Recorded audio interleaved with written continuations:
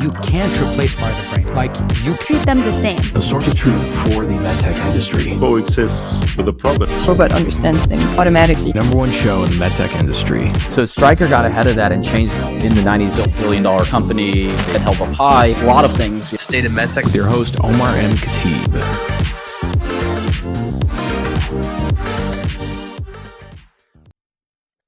Hey everybody, welcome back to the show. Happy New Year. And we have some, sort of State of MedTech royalty back on the show. So that's Dr. Mohammed, my good friend, Dr. Mohammed Teleb. Dr. Teleb, great to see you. For those who don't know, if you go to our YouTube channel, there's like 3 to 5 videos that are like the most watched. And one of the top ones is the State of Stroke, which I did with Dr. Teleb in person, which is a blast. People to this day love that video. We've been meaning to have a second one, but Dr. Teleb's busy, and so we were able to make this work. And today's topic is an interesting one because I think that there's so many things that are not taught in medical school and residency. One of those things is soft skills. So, Dr. Teleb, thank you so much for coming on the show. And for those who are getting to know Dr. Teleb now, so he's the head of stroke over at Banner Health down in Arizona. And if you're entering the stroke/neurovascular world, I highly recommend you follow.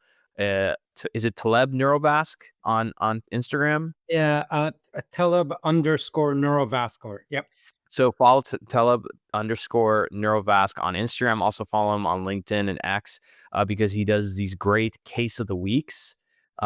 Really, really great stuff. I actually have learned more through those case of the weeks than I have through anything in medical school from Neurovasc. So great to have you on the show.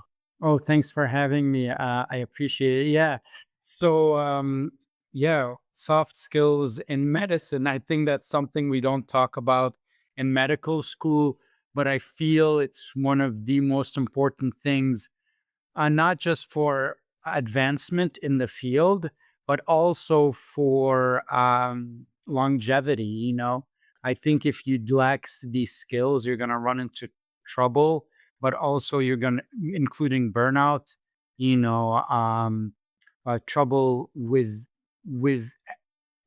work, and then just with advancement. And I think that's something that's very, very important. I know I feel like you're an expert at this because you've interviewed so many people. You've been to medical school. You know the business side, the sales side, and sales has so many important soft skills that I feel like this is something that would be up your alley as well. Oh, totally. And I think it's interesting because we hear it and know that these are important, but we don't really study it or figure out how to do it. And I think maybe a good way to get into the topic is like defining like what exactly are soft skills. So how do you think about soft skills? Like what exactly is it to you? So soft skills to me are non-technical skills that basically allow you to function within an organization. So we divide it up into 4 things. Situation awareness, decision making, right? How do you make decisions? Another one is communication and teamwork, and then leadership. So those are the 4 elements that I look at. And I gave a talk about this. So it's situation awareness, decision making, communication and teamwork, and leadership. Yeah. Got it. Yeah, and I think the what's important too about soft skills, and this is where it's kind of like an aha moment. Now I have, I just started a family. I'm married. I have 1 kid. We're gonna have more. And the way you run your family, the way you run your community, you interact with people in the community, and everything. It's sort of in many ways no different than how you manage things at work. And so like at work, like if you're whether a hospital setting or a business setting, if something bad happens, you don't let your emotions get a hold of you. You don't like in the business world, you don't. If your company is like burning cash and you got like a month or 2 runway, you don't come and tell your employees like, hey guys, like we got a month of cash left and like I don't know if I can pay you guys. Like you don't do that, right? You have to inspire a lot of confidence. Similarly, like for me, when I started my business a couple years ago, I didn't come home and tell my wife, like, I don't think we're gonna make rent this month. Mhm. Like, for instance, like, so I think there's like situational awareness like that. But I think in the soft skill side, again, my thing is like these things are transferable to all these different areas. So first of all, let's kind of start with like medical history, which is why is it that this was never really talked about or taught in medical school up until, let's say, that even the last decade or two? Yeah, that is I don't know. I think there was so much emphasis on the technical and scientific parts. We wear the white coats, we go into a lab, and the emphasis was always so much on you have to learn the technical side of it. It's kind of like how engineering is. Even within engineering, whether it's AI, whether it's computer science, all these companies, the soft part is just as important. Like the interface is just as important, but we emphasize the technical and scientific so much because part of it, I don't blame anybody. You have to know how to examine a patient, you have to know anatomy, medicine, so you don't kill people, you know but and so I think lots of times that gets ignored. Um and uh, uh, so that's probably it, but I think now um, it's becoming, I think, more mainstream where people are talking about this in medicine because it Yeah. now the suicide rates that we see among physicians, and in general in the general public mental health. Yeah, and it's so something that you reminded me of when it comes to soft skills. I think with physicians, like one of those things is not just there's some obvious things, which is like being empathetic, Mhm. communicating things like in a concise manner, and everything. But there's certain cues I feel like I don't know how else to describe it except for your ability, your intuition to pick up on energy, right? And Mm. so for me, when I was getting trained in medical school, I loved patient encounters Mhm. because so much of it was on things that you weren't picking up on initially. Yeah. So I mentioned that because, like, one of the things that I got very good at, and I feel like physicians need to be very good about, is that when they come in, too many times I feel like physicians are like, they come in with the chart and they're stuck in the chart reading it, and they're looking up at the patient from time to time. When in reality, they need to be looking at the patient the whole time and looking at the chart from time to time. And the Mhm. reason why is because, like, sometimes, like, I remember there was a patient, I had to do an exam on, and I explained everything to her, and then I was looking at her, and then sometimes somebody's feeling something, Mhm. and they don't know how to communicate it, and sometimes they don't want to unless you point it out and say, like, "Hey, I notice I might be wrong, but you look like you might be a little concerned. Maybe you look, it's like, did I make sense there? I think I may have confused you and everything." And it allows that person to feel comfortable and say, "Oh, yeah, like, I was worried about this and everything." Because if you don't, not everybody is going to be outgoing enough to volunteer information or ask other questions. So sometimes you have to help people along. Like, I think, I don't know, Dr. Teleb, do you feel like too many physicians, they kind of skip over the part where at the end they're like, "Oh, do you have any questions?" Right? All right, everyone, quick commercial break. If you're a MedTech CEO slash founder, or maybe you're a sales or marketing leader at a startup or a scale up, you're going to want to listen to this. Are you struggling to get in front of your ideal audience, whether that's investors or perhaps clinicians who want to adopt your product? Maybe you're getting ghosted. You send emails and messages and nothing comes back, nothing happens, right? Or worse, nobody knows who you are, right? In business, visibility is everything. And I always tell people, if you want to persuade before persuasion can happen, you have to learn how to get attention. So if your sales team is desperate for traction, clinicians don't know your name, investors have never heard of you, you're losing opportunities every day. And that needs to change now. Not tomorrow, not next week, now. That's where my company, Katib & Co. comes in. We don't just do marketing, we do growth. We figure out how to engineer markets by creating magnetic messaging that makes you impossible to ignore. And we build high impact strategies, of course, using social media, but other channels such as email, text, and others to help turn content and messaging into commercial pipeline, and it leads into closed deals. As an example, we worked with a surgical robotics company in raising a $31 million Series A, and then they needed help on their pre-market release. So we packed their CRM with 198 surgeon leads and nurtured them down. That ended up becoming 4 closed hospitals. 4 hospitals closed and adopted this technology within a period of 6 months, and they got 2 great key opinion leaders in the process. So whether you're a startup founder wearing too many hats, or maybe you have a marketing team that's just spread too thin and they don't have the expertise, my team and I plug in and partner up with your company, and we amplify your reach. From crafting powerful sales scripts to optimizing your team's demo calls, creating content, having it go out on a consistent basis, we transform your outreach into a growth engine. So if you're ready to dominate your market, you're ready to become a no name and people to know of you and take your calls and take your meetings, I want you to act right now. Don't wait anymore, because you've already wasted it plenty of time. Go to growmymedtech.com. That's growmymedtech.com. And I want you to schedule a quick call. My team and I will give you a free analysis with 2 to 3 actionable ideas. There's no strings attached. And if we're a fit, great. We can get partnered up and we can help you go to the next level. And if not, look, the ideas are always free.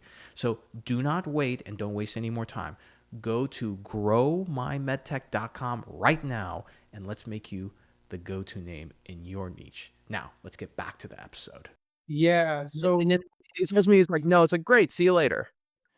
yeah, that ability to pick up on nonverbal cues, so body language, and I think what you said as well, that intuition to pick up on like emotions. So listening, they say listening has 3 levels. Level 1, you're basically listening to respond, and your focus is on yourself. You know, level 2 is listening to the words, and level 3 is listening for pure understanding. You pick up on what are they really trying to say. It's and so yeah, I definitely think when you step up to listening, and basically at level 3, that empathy, but also what are they truly trying to say? What are their current psychological state? you know how can I get them to feel comfortable? Because the more comfortable they are sharing, the better that you'll be able to help them. And this isn't an easy skill. I've been doing this, I mean, 18 years, really. I mean, this is 8 years of training plus 10 years in practice, 18 years seeing patients, and I still think that I can get them, you know? So this is, you're talking about energy, where they come from, and trying to really, and I think we used to do that better. Like, what type of work do you do? We used to ask about their family situation, what their daily life is. But now we're making things shorter and shorter, where you have to see a patient within 10, 15 minutes, that these things are kind of missed. Uh, Totally. and so, yeah, I definitely agree with you. Listening at level 3 is a lot better than what lots of us tended to do at first, which is listen at 1, like, I need to get this information. Did they take their medication? Yes or no? So you're listening for you focus to see, like, did they take the med or no, just so I can do the procedure, things like that. And I'm not saying that, you know, sometimes you're put in that situation where there's an emergency and you really have to get the information and go. But lots of times it's not like that. It's not an emergency situation where you can actually take it from level 1 to level 2 to level 3 listening. Totally. I think the other side of it is, again, I think this is very natural to positions where you've gone through all this training to use your eyes for the physical examination. And I think that's something that's very natural, as long as you're given what to look for, is to extend that to, like, the body language of the patient. You know, since we're talking to clinicians, and of course this is 100% applicable to reps as well.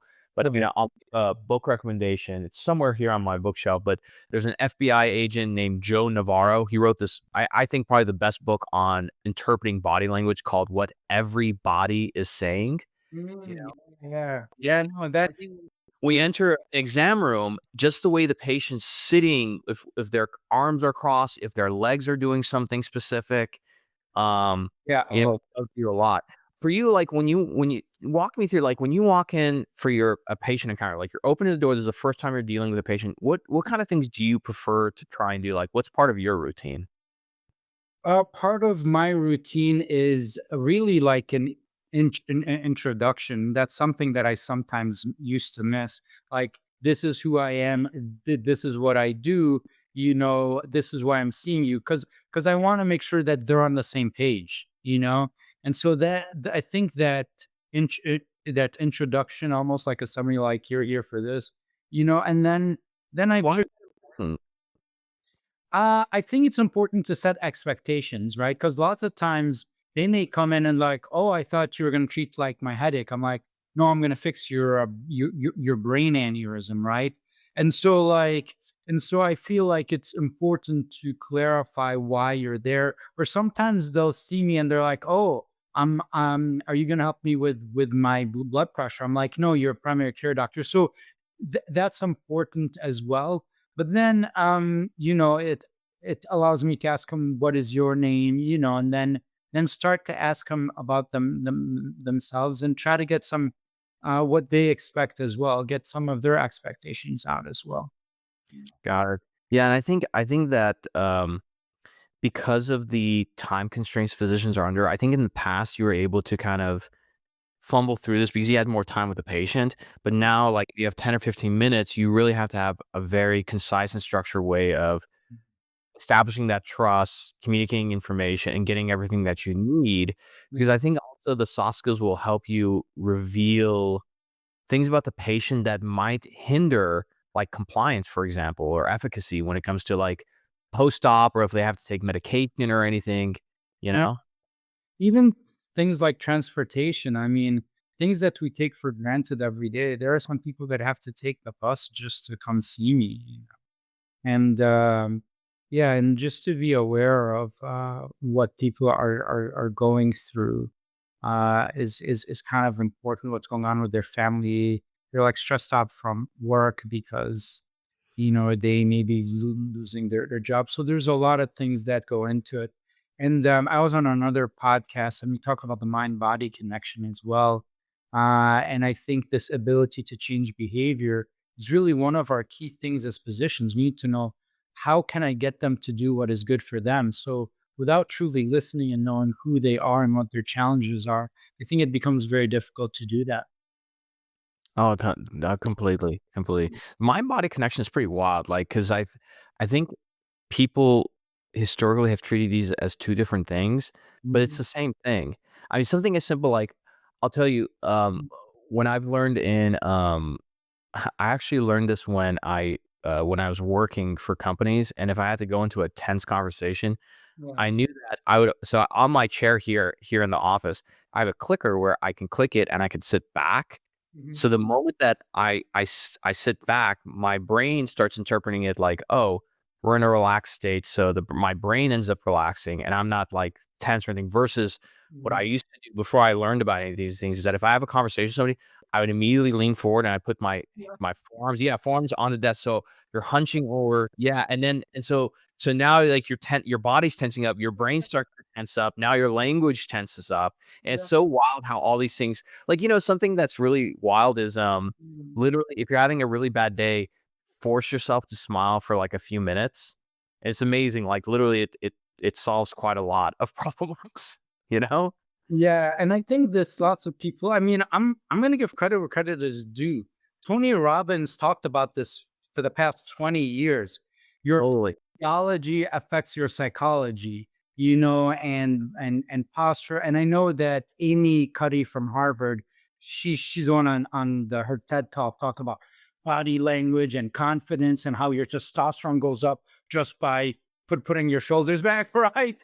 Like all these things where they're physiologically measuring these things from these different postures.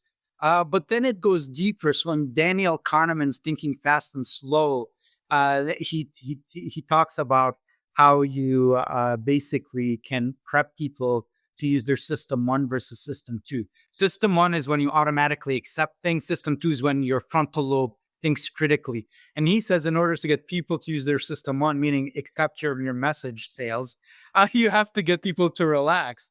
And so you can do that by making them smile, like cracking a joke. But even if you put a pencil, that'll actually relax you as well. And so yeah, you're right, that mind body connection, or the physiology affecting your psychology, is real. And I think this is not new. This is in ancient traditions as well, whether it's the Stoics talking about how you're thinking and stuff, or whether it's Buddhist, or you know uh Hindu, gurus talking about how you should be in the present and smile. And then I mean, even Abrahamic faith, like all these traditions talk about. I know, I find this fascinating that we're using all this ancient wisdom and we're rehashing it. And so Total. There's nothing new under the sun, yeah. There's nothing new. There's one of the things, like if okay, so I don't know, I'm pretty early on in my career and everything, so maybe in the future I just. But if I were to introduce some training into medical school and residency, like soft skills, persuasion, and hypnosis would be one of those things, because they all kind of go together, right?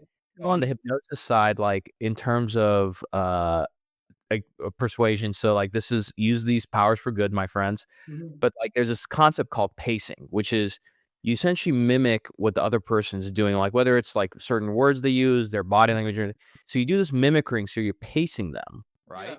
Yeah.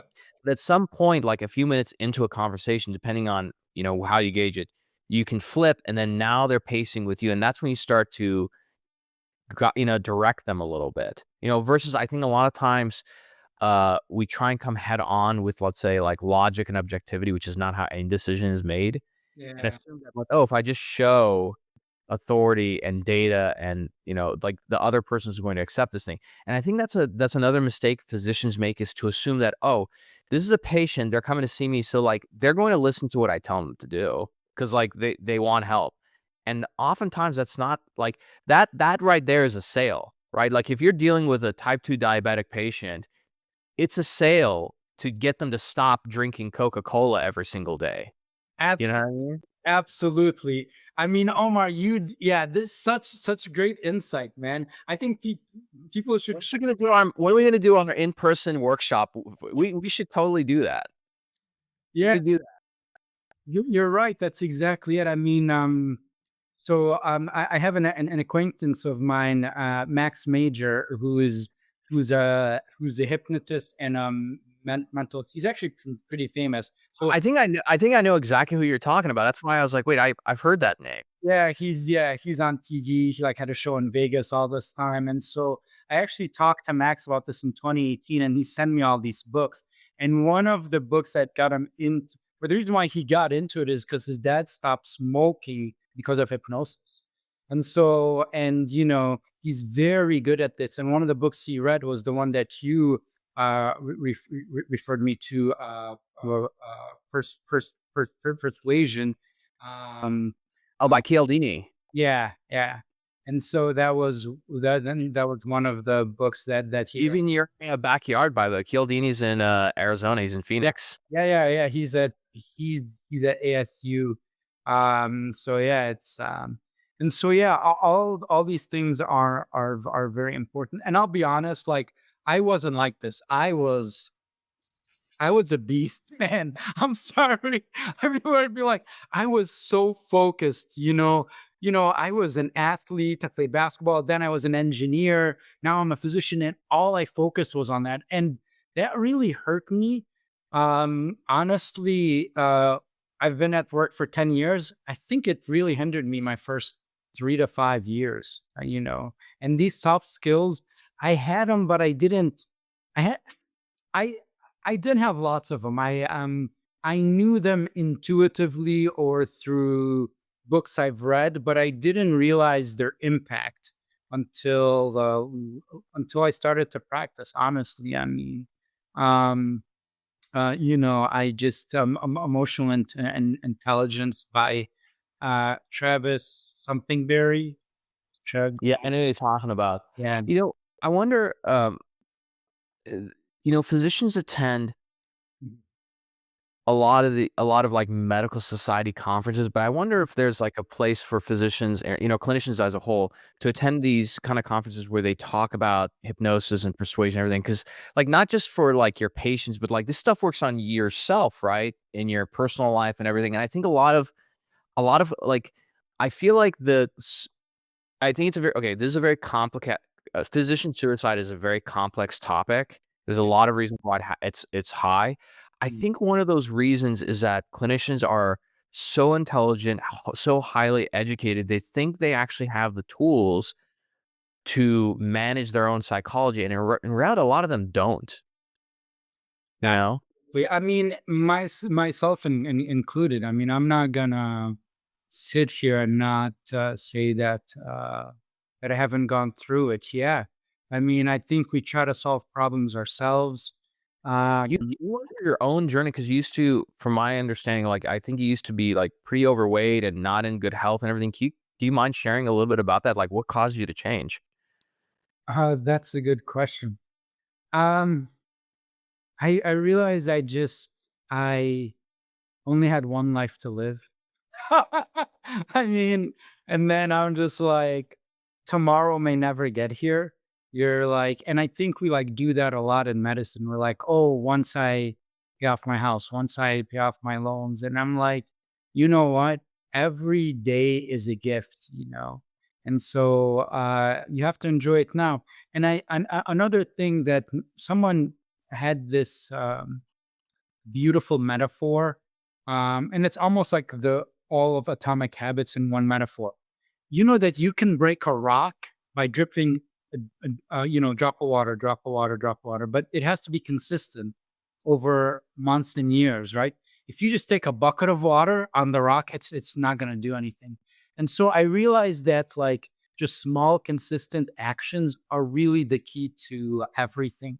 And I think once I realized that, and I realized that I can't wait, I think that's what really changed it for me as far as like health, and I go up and down, but that was it. The realization that small, consistent actions, whether you see the result or not, is the only way to advance. Do you think that physicians can benefit themselves in terms of how they develop soft skills by first improving how they treat and talk to themselves, like the dialogue they have in their own head? Omar, why are you so good? Why are you are it's so true. Look at you, man. I love this. Yeah. Because if you're not kind to yourself, you can't be kind to others, right? And I know this, like if you're not healthy, you can't, you know, be healthy or take care of others. Yeah. I think the soft talk, especially for me, like this imposter syndrome, one of the postdoc MDs who's at Mayo Clinic. He shadowed me, and he texted me something. He's like, "This is why I think you're like a genius," and I'm like, "No, I'm not. I just work hard." He's like, "No, you just have imposter syndrome," and so I think lots of us. And I mean, I don't know, maybe part of it is cultural as well. We always want to be humble, so we don't think we're worthy, and so it's a balance, man. But you're right. I think you have to say, you know what? Just like I love my patient, I love my medical assistants, my nurses, my students, the techs, I'm even super kind to everybody. Like the, the a cleaning crew, like everybody. I'm like, why can't I have that same softness to myself? You know, you know. I wonder if part of that also, like, from like the point of view of a man, like literally, we're both men. I think it's popularized for men that the way to get better is like you have to be really hard on yourself. And I think there's a difference between expecting a lot of yourself, Mhm. right? Versus like beating yourself down. Like I think, like, I'll give you a great example is like, I love playing golf, and I was paired up with some guy who's like he's training to be a PGA pro, and Yeah. every time this guy made a bad shot, he Mhm. would like insult himself. He's like, "Oh, you effing idiot," Mhm. like that, and I'm like, how do you think that effing idiot's gonna hit the next shot? Like, you're not gonna do any better. And the guy just continued to play worse and worse throughout the day. And I think there's a difference between beating yourself up versus just like having a really high standard, and then also giving yourself grace. Like, I mean, I think I'm a pretty high performing person, but there's days where like I'm like, you know what? Today's not the day. That's okay. Tomorrow's a completely different day. So I'm just gonna like call it a day. And I think, I don't know, like, to get deep and philosophical here, Mhm. and I think this is why you and I, we get along so well, is like we're both trying to achieve really hard things, which is to be like top in our field, to be great fathers, great husbands, great friends, great, you know, content creators. Like, it's hard to do that. And Yeah. so there's some days where like as an entrepreneur, I Mhm. suck. Mhm. Like, I was like that the last few days because of the holidays. Like, I sucked as an entrepreneur. Terrible. Yeah. Like, really bad. But then those days, like, I was like, okay, you know what? Like, I'm just gonna suck as an entrepreneur today, and I'll make it up by just being like a really great dad. So I'm just gonna go spend like an obscene amount of time with my son, just like, you know, throwing cars across the hall. Yeah. You know what I mean? Yeah. And just giving grace. I feel like the more you're able to practice these things yourself, the easier it is to translate over your team, which, again, I mean, we're talking about soft skills with patience, but I see how you are with your team, online and everything, and I hear about it. Can you talk to us like a little bit about that? Because I feel like part of having a great clinical team is also, as the lead clinician, how you treat the team, and then that's how they treat each other and themselves. Like, there's a sort of like subconscious spiritual thing that's done there, you know? Yeah, a good transition. I like that. And by the way, you are great at what you do. I mean, there's no Thank doubt. you. If nothing else, the consistency. Are you over 200 episodes now? Oh yeah, we're gonna be hitting 300 like maybe Mm. in a couple months actually. Okay. Yeah. Yeah. Thank you though. Yeah. So, but I will answer your like question. Yeah. I didn't do that to not answer your No, question. no, all good, all good. So within my like team, for sure, I definitely think I'm very blessed to have a great team, and I am. And I think what I always have done is I've always treated them with respect, and I've always shared what I've known, this transparency, and I never had ill intention or will. And so I think all of that is important. So I give enough support and enough challenge, right? And so there's a book called The 100X Leader, and I think I do that very well. Support and challenge. And then that Mm. gets them to grow and to basically grow on their own. And then you also set like the tone, but it like also not just that support and challenge, but also how you show up. Like, I'm excited. Like, look at this exam. Hey, we saved someone's life. I pulled out the cloth. They're walking. That vibes, right? This is what Gen Z says, vibes. But this but this actual entrainment of the brain and how you show up, you can change the mood of your team like that. And if you do that enough, you get them to love what they do. They love to read, they love to write great notes, they love to have great outcomes.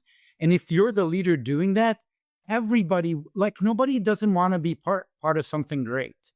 And so when you put in that effort, and then you mix it with the soft skills of being present, the soft skills of seeing how their mood is, the excitement you bring, this CKS, continuous knowledge sharing, and support plus challenge. Um, I think that's what that's really what built our team. And I think all of us trust each other very well, whether it's our neurologists, our other um, endovascular physicians, our neurosurgeons, our NPs, but it even goes to as far as for me, like technically with the cats inside of the endovascular suite, psychological safety as well, transparency, truth, integrity. Like, um, no one ever questions that from me. Like they always know that like he's not gonna lie to us, and he's always looking for what's best for us and what's best for patients. And I think if you lead by example from that point of view, in addition to everything else, people want to stay where they feel they're part of a team and they contribute to. So appreciating everything that people do, like when someone does something, recognize it, right? I think Mhm. all of us want affirmation. We want attention. We want to confirm what we're doing is right or wrong. We want to be appreciated. And it also, in a sense, it's not like we're manipulating people, but yeah, we want to, if you reward the positives, they'll keep on doing more of it. That's the point. I think that's the point of these things. I mean, like, I always the one thing I get asked when I talk about like hypnosis and persuasion is like when people are like, well, what's the difference between like that and manipulation? Like, isn't that being manipulative? I always tell people like, you know what, you manipulate somebody when you convince them to do something that would go against what they would want to do, and it's not going to benefit them. But if you get them to do something that's going to ultimately like benefit them, then that's just good persuasion. And I think like when it comes to a team, uh, look, like, I worked in a lot of startups. I Yeah. started my own company, so it's pretty obvious that I'm pretty capitalistic, right? Every single time that I left a job Yeah. to go to something different, it Mhm. was never about making more money. Sure, that like part of it was like to make more, but more often than not, it was for reasons like I kind of maxed my growth, my opportunity to grow in a certain place, like Yeah. team dynamics, those kind of things, and I think it's important to do that so that people genuinely feel pride in their job and their work. They get they get like good, as they say, like good vibes and energy. And I Mhm. think people are really waking up to that these days too. Like I was talking to my friend Hani Atala, who's a psychiatrist, a Mhm. good friend of mine. Went to medical school together, and we're talking about how like just a small thing like not Gen Z, I'm sorry, millennial dads. Yeah. So I'm a millennial dad. Spend 3 times on average, 3 times more time, 3 times more more time with their children than our fathers did with us. Like 3 times. That's an insane amount of time. So like what are the effects of that gonna be? And I think that part of that is also being very conscious about these sort of dynamics, which is like, hey, like if you have a team, like let's say as a clinician, you're in private practice, it's not enough just to pay them a lot of money, Yeah. you know? Like the money's important by the way. I don't want to downplay that. You can have a great dynamic and everything and not pay like a good amount of money for people, you know? Yeah. No, for sure. I mean, these things are important. I mean, I didn't leave my job because I mean I could have made more money. And even these things people notice. Like, and so lots of us, I'm not gonna put banner out there, but like, yeah, we're we're not getting paid maximum amount. We're there for the team. We're there for each other. We're there because we feel we're growing. We're there. And at this point in your career, Yeah. I was gonna say at this point in your career, you could technically go anywhere you want, honestly. But you stay a banner for a reason. Yeah, I do. I mean, there's multiple reasons, and the biggest one is the team and growth and opportunity. And um and the grass isn't always greener on the other side. I'm not saying that I'll always be here, but for right now, I think it's the right fit for me. Yeah. Let me pivot for a second. I want to ask you this question. So, let's say that you and I were designing a curriculum, right, to introduce. We can call it like okay, like soft skills, good practices, and like mental health and mindset. I hate the word self care, but like we'll put that in there, right? Persuasion, all the things we just talked about. Okay, you can either introduce it during to MS1, so first year of medical school, and it goes all through medical school and ends on, in your final year, and that's it. That's the last time you get like training like that. Okay. Or you started in PGY1 or first year of residency, and it goes like 3 to 4 years into residency, and then it ends. Which one of those two options do you pick, and why? I would pick during residency because that's when you're being stressed out and you need that continuous reminder as well. And so for me, I would pick residency because of the hours and stuff like that. Like you need those skills at that time. And I feel if you teach it too early and you don't implement it, when you truly need it, you may not have it. And I so, completely agree. yeah. Do you feel like when you look at medical school curriculums, there are some things that are introduced either too early or just like not necessary? Like one of the things that I think a lot of medical schools are getting away from this is that, like, this is like one example. There's no reason anybody needs to go into, let's say, biochemistry as deep as a biochemist. Like there's some of the sciences that are introduced in medical school. You don't need to go that deep. Like you really do not. I think it's like a waste of time. Yeah, I would agree. Unless you're an MD, PhD who's going to do biochem research or something. I mean, I'm not sure. I think it'd be much better to focus on nutrition and vitamins and sleep cycles and all the stuff that's now popular in mainstream culture, right? Because we came up, they're like, oh wait, if I just change my lifestyle, I don't need all these meds or, well, I'm actually magnesium deficient. Like maybe that's why I have Crohn. And so all these things that I think we can emphasize more so than like biochemistry. I mean, we need to know the basics of how things work, because then I will say knowing the basic sciences allows you to evaluate what alternative medicine says in a deeper way. And so it allows you not to be fooled as much too. So I'm not saying we don't need any basic science, but how deep? That's that's a good question. And no. Yeah, and I think what's interesting is that, like, man, can you imagine if we had access to Chat GPT when we were in medical school? Oh my God. Like seriously. Oh yeah. Like I think so I'll use myself as an example. Yeah. I'm a patient. So I have historically high cholesterol. I've Yeah. always been on statins. I hate statins for Mhm. many reasons. Mhm. And so I went off a statin like 6 months ago, okay? Mm. And at the time, like, I changed a little bit about my diet, but then I got on. Shout out to Brian Johnson, who's going to be coming on the show. Oh. Brian Johnson, yeah, former founder of Venmo, but also the guy who's spending $2 million to reverse his age. So Yeah. I hopped on his protocol, and so I just did his supplement stack and longevity mix. So for the last 6 months, Mhm. and like I just did my blood work and my triglycerides, everything is fine.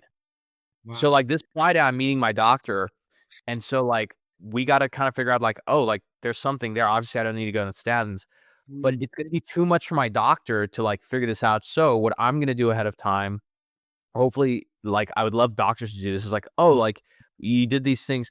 I'm taking my lab work, and then of course all the ingredients in the supplement stack. I'm going to feed it into Chat GPT and say, hey, like here's the results. Go through these supplement stack. Like, why did this happen? Yeah. Right. And so I think there's so many different ways to have these interventions that are non-pharmaceutical, you know.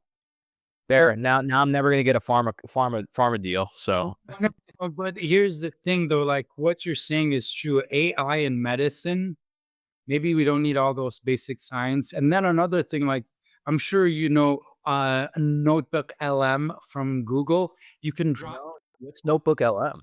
so Notebook LM is an artificial intelligence. You drop in the PDF. So I drop the PDF for the guidelines for stroke. I'll ask it any question. Within 1 second, it'll tell me what the proper thing is. So is it like a medical specific? No. This is with like anything. It'll read any PDF, read through it, and then it'll give you like the answers. That's amazing. And so now you can drop in all the guidelines into Notebook LM, and put in a patient scenario, and it'll tell you what the guidelines like recommend. That's insane. Oh yeah. And Um, and so like, wow, like, again, there are some nuances, but how it answers it, it's almost like as though it knows what the nuances are. Like, because you said this patient is sedentary, blah blah blah. Because you said this in the history, it really synthesizes what you tell it and everything it's read. so to bring it full circle. Okay, so to bring it full circle on the soft skills, because again, like, Yeah, sorry. no, but so it's so difficult and it's so nuanced that I wonder if in the future you can use these AIs and LLMs where, I don't know, clinician has something in their chart or they're wearing some glasses or an earpiece, where in the room you have some AI that's watching, doing facial recognition with the patient and also interpreting the words and can give cues to the physicians like, oh, ask the patient about this, right? The patient like winced when you said this one word, you know? Oh, yeah, I mean, Just imagine, it's hard to train somebody. You have to think about the amount of repetitions you have to have as a clinician to get to the point where you notice that the patient, maybe their leg stiffened for a second or something. They did some tense movement the moment you said something, and for you to stop what you're doing and go back and address it, it's gonna be hard. But I think with AI to help augment clinicians, like, mhm. that would be pretty cool. Yeah. So they already have artificial intelligence which reads facial cues, and like it's trying to predict basically people's moods. And so if you can do that, and if you can use that to basically help you see what's going on, getting to that third level of listening, right? Yeah, I definitely think that could definitely help. I Um, wonder also for, because I think this is something that any resident can do, which is like, you can ask, you can put ChatGPT or Perplex. I don't, I think Perplexity would do the same thing, but let's just use ChatGPT into your phone as the app. mhm. Turn on the mic so that way it's on the function where it's speaking back to you and telling it to pretend to be a certain patient and do a certain case, and then sort of training those soft skills. Like, even if you do that for 10-15 minutes a week, it would have a tremendous difference, right? Yeah, no, for sure. I mean, that's why we repeat things in medicine. That's why we repeat in everything just to get better and better at it. And yeah, we talked about how little every day can make a huge difference. And so yeah, no, I think something like that would be very, very beneficial. I think the question is, when do you introduce it? And actually following through. But in life in general, I think the key is to actually do stuff. It's not even we know what to do. Sometimes we just have to do it. But and I think with artificial intelligence, we're gonna get really good at knowing what to do. Right? We're gonna get really good at soft skills or recognition of it. We're going to get really good at technology, science. I think the next thing is, how do we use soft skills to change people's behaviors? How do we benefit from this massive knowledge, which wraps it back to soft skills. Um, but I do want to go through a list of this talk I gave, like 10 soft Oh skills yeah, for let's. for yeah. I'm just gonna do this just so I can say we've we've done it. So leadership we kind of talked about. Clear communication. I think that is very important. What are the expectations? Because that also, when you have clear communication and expectations, people tend not to get emotional, right? And so I prevent severe emotions by telling them this is what I expect you to do. So then if you do it, they're okay with it, right? Empathy. We talked about empathy. So that's number 3. That's another soft skill is empathy. Really feeling for the other person. And I'm talking about not just the patients, but also everyone around you, right? Stress management, right? That's another soft skill, right? How do you control anger, right? Say you didn't get enough sleep, and there's multiple ways to do that, whether it's not writing an email, which I've done at 4 in the morning when a patient died, and you're like, like, no, wait 24 hours, right? I mean, I've gone through this, right? So stress management, work ethic, right? So that's another soft skill too, like finishing your notes on time, which I don't always do. I always see the patients and save them, but my dictations tend to be a little late. But work ethic too, like all these little things, humility, knowing you always have to keep on learning, like that's a soft skill. Like, I mean, people think it's not a soft skill, but it's a very important skill to be humble and always wanting to learn more. Another one, attention to detail, which I think is very important. And then also this confidence in your skills while being humble. So if I know something, execute and don't get attached to the result. I think Kobe Bryant talks about this. Like, on Monday, I made a game-winning shot. Tuesday, I missed it, and then now I'm all depressed. Wednesday, I make it. I'm all up. He's like, you know what? Just stay back, do your best, and don't get attached to the outcome. Whatever happens, learn from it, right? And so this confidence in your skills, meaning, um, attaching from outcomes, I think really helps. And then learning from feedback. And so these are 10 things that I gave in my talk about these soft skills. There's psychological safety as well, which I think is important. Psychological safety is making everyone feel that they can open up to you, right? How So do you do that though? good question. So to me, I smile. I try to ask questions. I'm engaging, and I'm trying to make people feel safe to share. And I do that with. I try to do that with everybody. I also try to set the mood light. For my texts, I ask them questions. Hey, where's the wire here? So basically, to try to get them to engage. I make jokes. I do a little rap.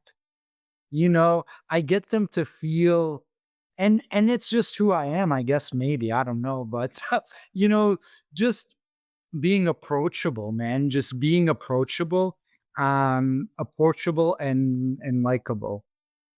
And so maybe that's a soft skill. Like, how do you make yourself approachable? How do you make yourself likable? Because if you are, people are gonna want to help you. And I know definitely for the sales reps, they will tell me, "Hey, listen, the wire is there, blah blah." I feel like they're engaged because they feel that like they're valued. So they're like, "Hey Mo, hey," and they feel okay to share that because I never belittle them. I listen to them. I don't always do what they say by any means, but I at least listen. And it benefits me too. It's a win-win. Like, if I get reps sharing everything, that's good because now I got a new perspective. They've been in 300 aneurysm cases, right?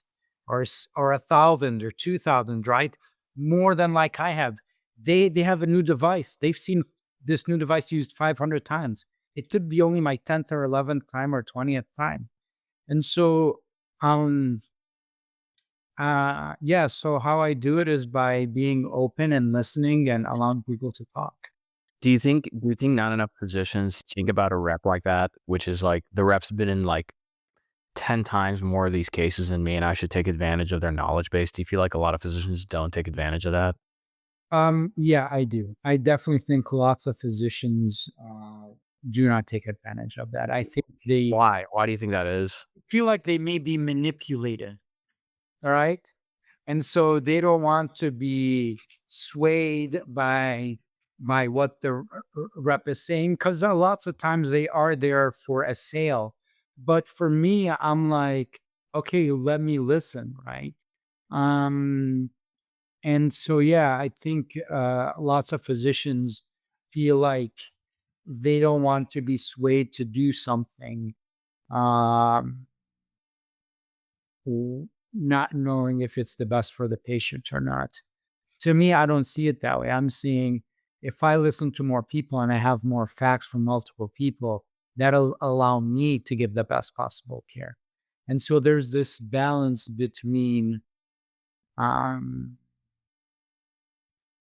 basically trying to use your own knowledge and basically not get persuaded to be honest. That's what they're afraid of anyway. Um, and some of it is just lack of respect. Can I be honest?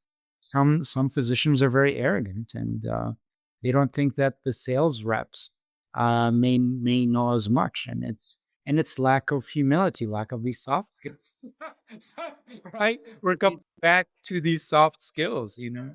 Yeah, and also I'll be honest, I think for every one really good rep that's out there that's extremely knowledgeable, can be like a true like clinical consultant. There's a lot of reps not like that. So I think it's also on the reps to get better so that they can earn that respect where the clinician is like, yeah, let me just hear what the rep has to say and then take that information in to make the best decision.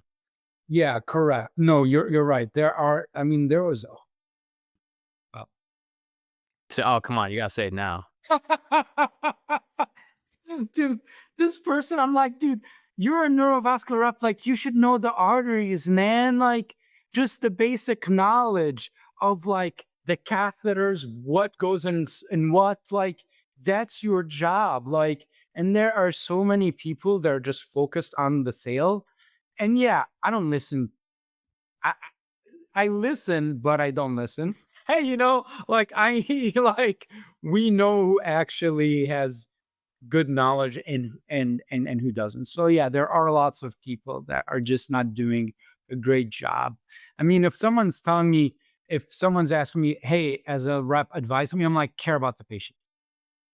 Just care about the patient. Like if someone else's product is better, have me use like someone else's product. Because when your product is the best, I'm definitely gonna use it, right? And so like if just be engaged, care, learn, and that goes a long way. Yeah. No, I think that's true, and I think also for clinicians, because sometimes I think it's good for a clinician to challenge the rep to be better, because sometimes like the rep needs that kick in the butt from a clinician to be like, yeah, your skill set and knowledge base should be a lot better. Well, And then I think that's on the rep to kind of go back and be like, okay, like I gotta go and like level up, you know? yeah, Um, so I don't know. for We're sure. all we're all in this together, and so it's you know, I think that's the interesting dynamic about uh our industry versus anything else, which is like the rep, the clinician, everybody involved is like really working hard for like an optimal patient outcome. I can't say like in, I don't know, vertical SaaS, like do they really care that much for like their customer to close like more deals and stuff? Like, yeah, because it's a good case study for them, but are they like invested in it? Like, no, probably not. Yeah. And so yeah, that's it. I mean, yeah, so a lot of soft skills: listening, empathy, humility, growth, psychological safety, hypnosis, and persuasion. We've covered a decent amount. Just to kind of wrap up, like, what are a few? Do you have any book recommendations? Anything that you recommend for clinicians to kind of get started, with kind of set them on the right path? Yeah. Oh, there's more things. Gratitude, decision fatigue as well. See, there's a lot. There's a lot. So yeah. So at the end of this talk, I actually have book recommendations, and let me just pull those up. So um, Yeah, pull them and read them off for the audience, yes, because I know wants. these are things that like helped me. And so Thinking Fast and Slow, by Daniel Kahneman, because it talks about your biases, talks about system 1 and 2. That's important for making decisions. And so that's important. Another one, The Exceptional Presenter, is basically how do you present ideas? And it's in sales too. You have to be able to connect, have people trust you, like that. The Exceptional Presenter is taught for people getting their MBA as well, but I think that's important. Emotional intelligence, we talked about. um, the book Emotional Intelligence. And there's other books I've read, like The One Thing, The 100X Leader, How to Win Friends and Influence People, which everyone's read, but actually do it. Like, think about the other person first. 7 Habits of Highly Effective People, The Courage to Be Disliked, which I've recently read, Outliers and Blink, and some of these Malcolm Gladwell books. Like, all of these things are things that I do think are these are all the books that I've read. And then we talked about uh, Persuasion as well by Dr. Caldini. And so these are lots of the books that I've read recently. Atomic Habits. Yeah, there's a lot. And in summary, can I say what these soft skills are? Totally, go for it. They are traditional character development from lots of these traditions around the world. I mean, do not get angry. Like, someone asks someone to advise them, do not get angry. Like, advise them, do not get angry. Advise me, do not get angry. If you're angry and you're standing, sit down. If you're sitting down, lay down. That's talking about how your physiology affects your psychology. And like, this was said 1400 years ago. This was a hadith when someone came and the Prophet Muhammad, he said, advise me, right? And so I think this being humble, being hardworking, caring about others, the golden rule, all of these things are really good character. Listening, level 1, 2, and 3, listening, assuming good, we call it husn zan, basically assume good. All these things are what our traditional societies used to teach us as good character, whether it's, I mean, it's, what we call it is perennial philosophy, which is basically taking all these traditions from all around the world and saying the basics of all these are the same, so people can look that up. Got it.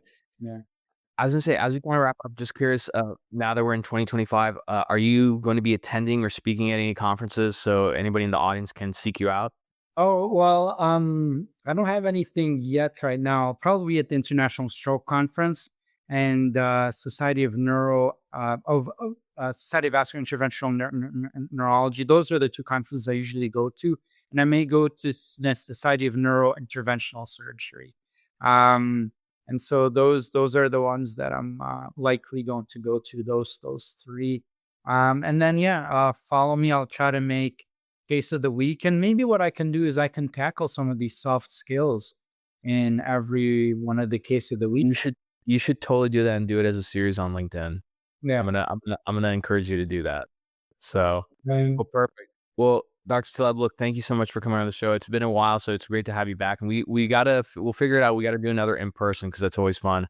For those listening, again, go follow Dr. Teleb on LinkedIn. You can just find him under Mohammed Teleb, and then on Instagram, it's Teleb _ neurovasc, right? Yeah, neurovascular. Yeah, that's right. All right, perfect. We'll get you some follows. All right, everybody. With that being said, I'm your host, Omar T. If you enjoyed this episode, send this to another clinician, send it to a rep, and be sure to like and subscribe. We'll see you all next time. Thanks for checking out this episode. If you want to do me a big favor and join so many other people who have helped grow this podcast, take a second and look below. If you're on Apple, give us 5 stars and write a short review. If you're on Spotify, just give us 5 stars. And if you're on YouTube, hit the like button. And most importantly, if you can, subscribe. We release so many different episodes that you may miss. Be sure to subscribe and turn your notifications on. You get extra points with me if you subscribe across all 3 channels. Thank you so much. And if you felt like this episode helped you, send this to somebody who'd really enjoy and appreciate it. Share and spread the love. We'll see you all next time.